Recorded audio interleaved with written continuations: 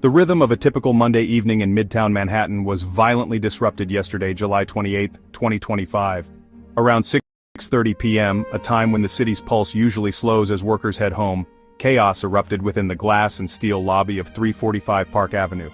A lone gunman, identified as 27-year-old Shane Devin Tamura, unleashed a sudden and brutal attack that would leave a deep scar on the heart of New York City. The iconic office tower, home to some of the nation's most prominent financial and corporate institutions, became the scene of an unimaginable tragedy. A place where ordinary lives were irrevocably altered by a storm of violence that no one saw coming. The late afternoon sun cast long shadows down the avenue, witnessing a scene that would soon be filled with the flashing lights of emergency vehicles.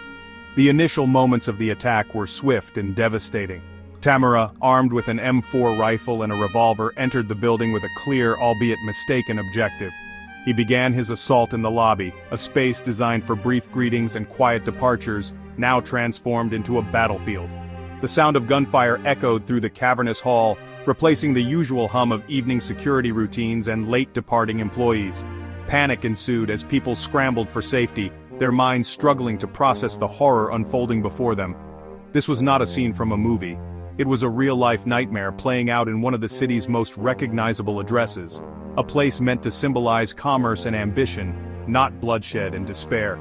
The attack quickly claimed its first victim, a hero who stood in the line of fire to protect others. NYPD officer Didarul Islam, working an off-duty security detail, was fatally shot in the lobby.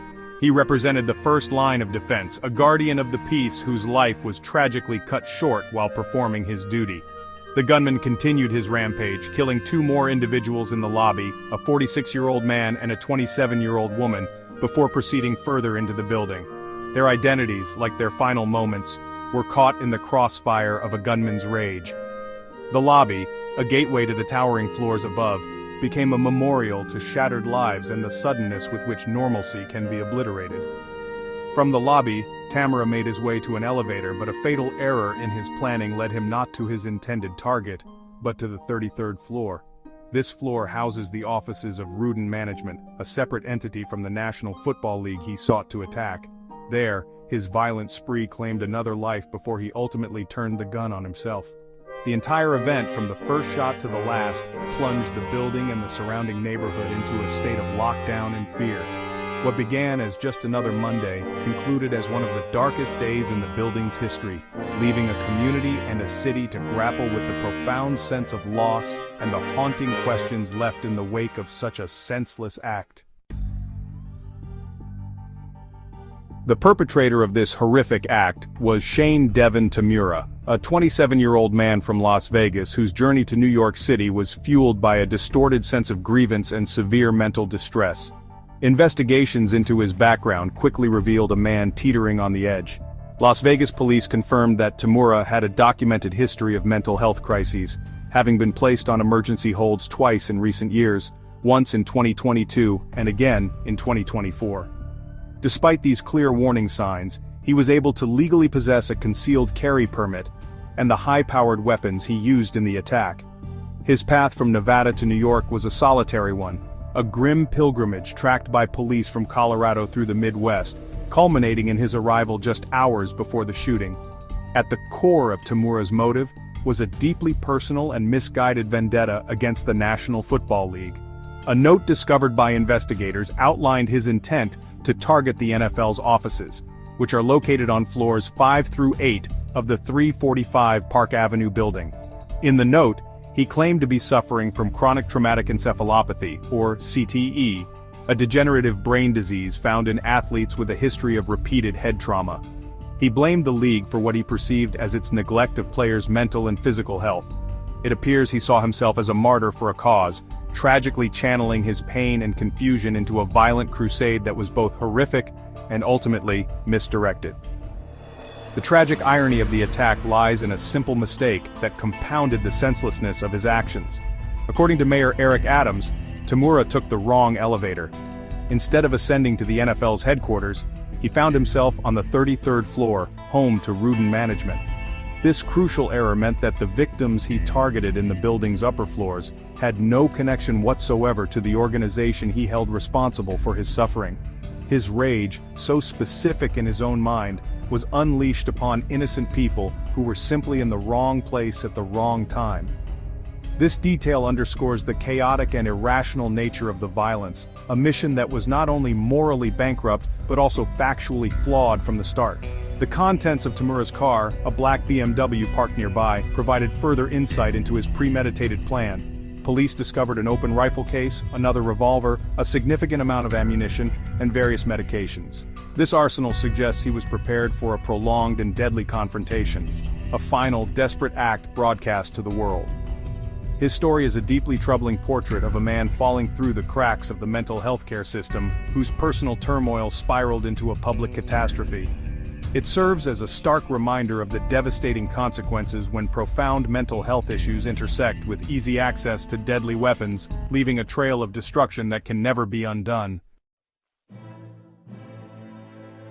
The human cost of this tragedy is measured in the 4 innocent lives that were stolen, and the countless others forever marked by grief and trauma. Each victim was a person with a family, a career, and a future that was brutally extinguished in a matter of minutes. Wesley Lepatner, a senior executive at Blackstone and the CEO of Bright, was among those killed on the 33rd floor. A towering figure in the world of real estate, she was also a dedicated community leader, serving on the board of the Metropolitan Museum of Art.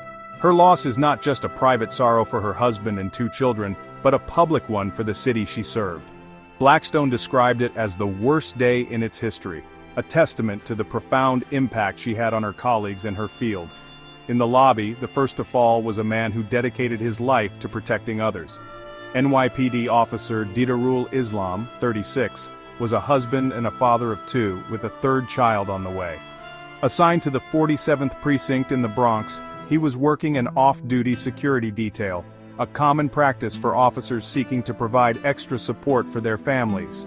His death represents a special kind of tragedy, a loss not only to his loved ones but to the entire city he swore to protect. He stood as a shield against the violence that ultimately claimed his life, a hero who made the ultimate sacrifice. His memory will be honored in the solemn roll call of officers lost in the line of duty, a name that will forever be synonymous with bravery and selfless service. The attack also claimed the lives of 2 other individuals in the lobby, whose names were initially withheld pending notification of their families. A 46-year-old man and a 27-year-old woman were caught in the initial barrage of gunfire, their lives cut short as they were likely finishing their workday or passing through the building.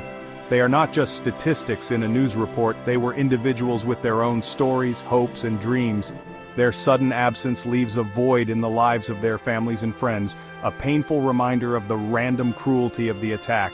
Their deaths highlight the indiscriminate nature of the violence, where anyone in the gunman's path became a target, regardless of who they were or what they did. Beyond the fatalities, the shooting left others with physical and emotional scars.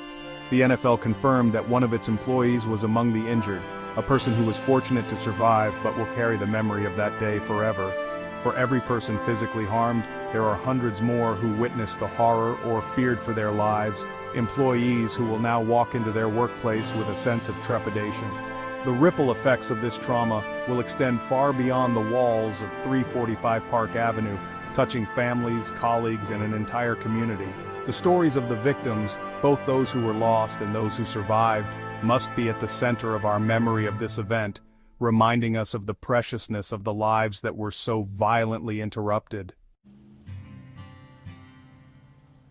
In the immediate aftermath of the shooting, the response from city, state, and corporate leaders was swift and unified in its grief.